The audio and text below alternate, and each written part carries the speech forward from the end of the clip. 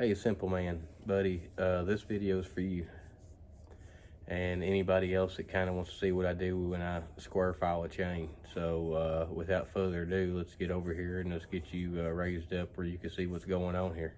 All right, so we're going to start out with a file. The file looks like that, and we're going to do 45 degrees on that, like this. That way, this flat spot here is running up and down with the bar. We'll take it, go 45 on it. We're gonna kick the file back 45.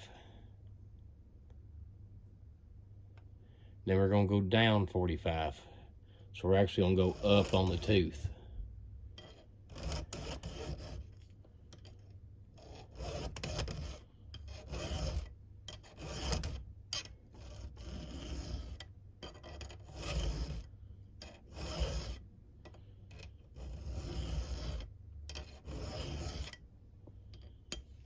And what we're going to end up with is something that looks about like this right here.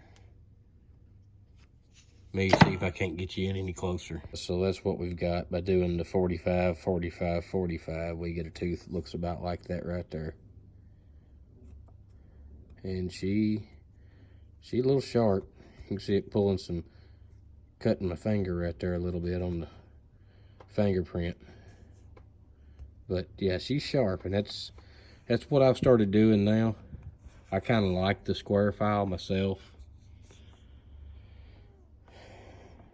It cuts faster, but it dulls a whole lot quicker too. So, you know, you trade one thing for something else. And the rest of you guys, if y'all decide that y'all like that, you know, like always, give me that thumbs up and hit that subscribe button, and I appreciate all y'all.